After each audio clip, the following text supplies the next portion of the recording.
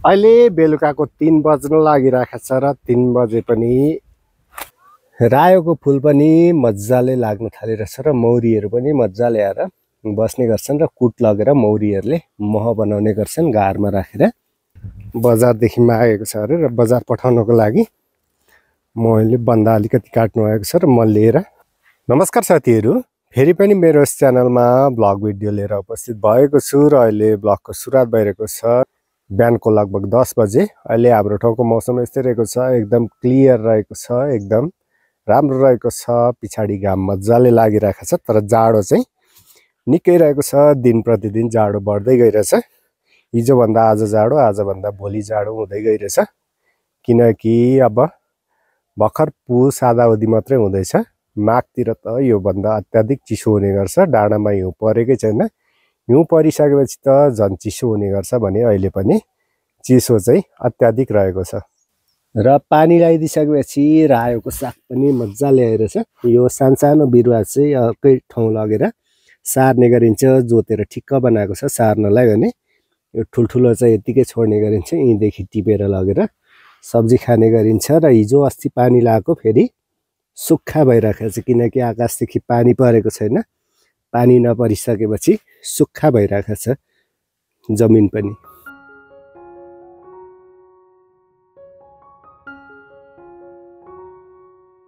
रायोको फुल पनि मजाले लाग्न थालिरहेछ र मौरीहरू पनि मजाले आएर बस्ने गर्छन् र कुट लगेर मौरीहरूले मह बनाउने गर्छन् घारमा राखेर। यसलाई चाहिँ भनिन्छ कुट। यो सानो हुन्छ यसको भित्र र यहाँ पनि रहेको छ, यहाँ पनि टन्नै रहेका छन् मौरीलाई पुग्ने। र 1-2 दिनमा तोरीको साग पनि हुन्छ र त्यसको फुल पनि 1-2 दिनमा फुल्ने गर्छ र त्यो पनि लगेर मजाले मह बनाउने गर्छन्। त्यसको कुट पनि लगेर मौरीले मजाले मह बनाउने गर्छन्।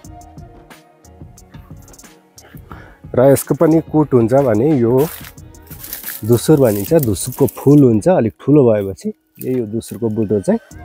र यसको फुल पनि उनीहरूले कुटको रूपमा लगेर मह बनाउने गर्छन्। यसको पनि फुल हुन्छ, अलिक ठुलो बोट भएपछि छिप्पेपछि फुल हुन्छ र फुलभित्रको कुट लगेर यसको जस्तै कुट लान्छन् र उनीहरूले मह बनाउने गर्छन्।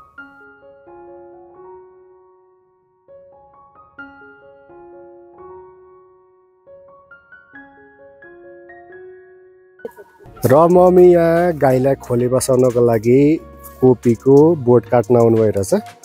कोपीको बोट पनि यति हो खोले। यो बन्दा काटेको छ नि, यो फुल अस्ति काटेको फुलकोपी र यताको पनि सबै खोले खाएर सिद्धियो। र यो अनि फर्सी इस्कुसको लहरा मिसाएर खोले काट्नुपर्ने हुन्छ। र यसपालि खेतमा जै घाँस छरिन, जसको कारणले गर्दा गाईलाई खोले दिने घाँस पनि भएन। नभए पहिला खेतमा जै घाँस छरिन्थ्यो धान काट्ने बित्तिकै 1-2 दिनमा, जसले गर्दाखेरि खोले पकाउनको लागि जै घाँस हुन्थ्यो। र अहिले चाहिँ जै घाँस नछरेको कारणले खोले अभाव हुनेछ। यति हो खोले। गाईलाई यहाँ बन्दाकोपी काटेको छैन, फुलकोपी यति हो।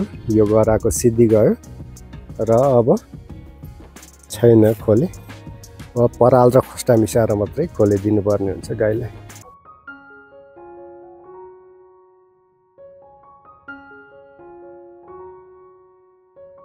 अहिले बेलुकाको 3 बज्न लागिरहेको छ र 3 बजे पनि 3 बजिसकेपछि झन्डै चिसो भइरहेछ। आज हावा धेरै चलिरहेछ। हिजो हावा योभन्दा मजाले चलिरहेको थियो र डाँडामा हिउँ पर्न थालिरहेछ होला सायद। यहाँदेखि चाहिँ देखिँदैन, हाम्रो ठाउँदेखि देखिँदैन यता पारिपट्टि हेर्दा। तर एकचोटि पानी पर्यो भने यो डाँडामा, यहाँ देखिन्छ यो डाँडामा सबै हिउँ पर्ने गर्छ। र अहिले चाहिँ यो साइड यो डाँडा छ, यो डाँडादेखि उतापट्टि पुरै हिउँ परिरहेछ, जसको कारणले गर्दा निकै चिसो छ। र घाम अस्ताउन थालेपछि त अझ धेरै चिसो हुने गर्छ। र मम्मी यहाँ सब्जीको लागि बन्दा काट्न बारीमा आउनु भइरहेछ, सब्जी पकाउनको लागि। र यो प्याजको बिरुवा चाहिँ सबै मरेछ मम्मी। यो पानी जति हाल्यो भने यो प्याजको बिरुवा यसपालि राम्रो परेन होला। कुनै ड्याङमा मजाले आइरहेछ भने कुनै ड्याङमा छँदै छैन। त्यहाँ एउटा राम्रो आइरहेछ एक ड्याङमा, यहाँ अलिक राम्रो आइरहेछ, त्यहाँ अलिकति राम्रो छ, त्यहाँदेखि उता छैन। यो ड्याङमा मात्रै राम्रो छ, यसमा त छँदै छैन, पुरै मरेछ यो त। त्यो ड्याङमा पनि हानेको थियो, त्यो ड्याङमा पनि छैन, यो ड्याङमा अलि रहेको छ। यसपालि पानी पनि नपरेर लाको पानी एकछिनमा सुक्ने गर्छ, जसको कारणले गर्दाखेरि सागसब्जीमा पानी त्यति लाग्न पाउँदैन र पानी लाग्न नपाएपछि त्यस्तो मजाले फस्टाएर बालीनाली सागसब्जी आउने गर्दैन। र यो प्याजको बिउ चाहिँ राम्रो परेन, जसको कारणले प्याजको बिउ मजाले आएकै छैन, सबै मरिरहेछ।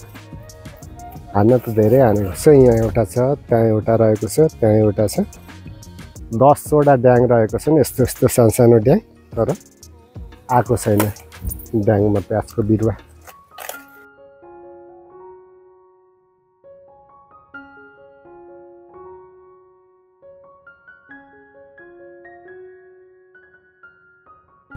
यो त रायो होइन मम्मी, रायो पनि सबै लाई लाग्न थालेछ त रायो पनि। अब लाई लागेपछि यो पानी नपरेको कारणले सबै लाई लागेको छ, यसमा औषधि छिटेन भने यो पुरै सर्ने गर्छ, त्यहाँसम्म पुग्ने गर्छ, त्यो सबै सर्छ, सर्दै सर्दै यो पोरीमा पुग्छ अलिक पछाडि, त्यसलाई औषधि छिटिदिइहाल्नुपर्छ।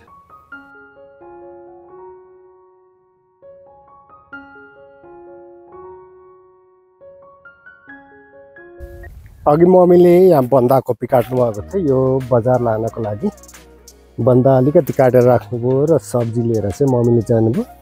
र यो बन्दाको अलिकति पत्ता छ, यो पत्ता चाहिँ खोले गाईलाई काटेर खुवाउने गरिन्छ भने यो चाहिँ भोलि बिहानै बाइक लिएर आउँछ होला, बजारदेखि मागेको छ अरे, र बजार पठाउनको लागि मैले बन्दा अलिकति काट्नु भएको छ र म लिएर घरमा जाँदैछु। यहाँ राख्यो भने बेलुका दुम्सी आउँछन्, जसले गर्दाखेरि काटेको बन्दा उनीहरूले सबै नष्ट गरिदिन्छन् र यसलाई लगेर घरमा राख्नुपर्ने हुन्छ।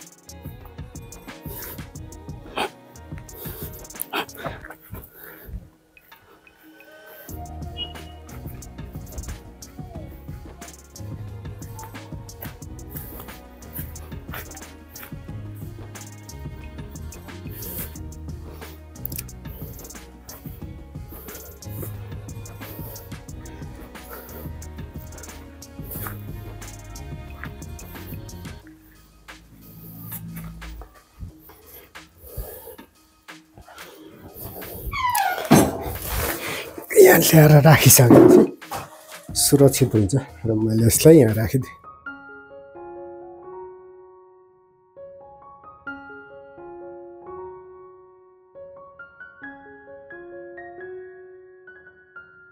अहिले बेलुकाको 5 बजिरहेको छ र 5 बजेपछि निकै अँध्यारो हुन्छ हाम्रो ठाउँमा, किनकि दिन धेरै छोटो रहेको छ र जसको कारणले गर्दाखेरि 5 बज्ने बित्तिकै निकै अँध्यारो हुन्छ। 4:30 तिर त घाम पुरै अस्ताउँछ हाम्रोतिर भने।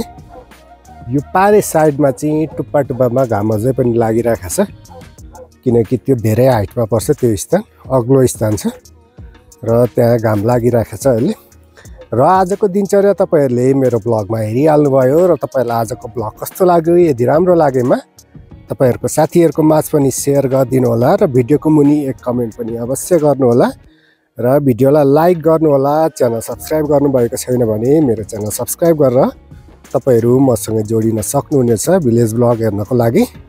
र साथीहरु अर्कोचोटि अर्को मेरो च्यानलमा भिडियो प्रस्तुत गर्नेछु, त्यतिखेरसम्मको लागि छुटौँ है त।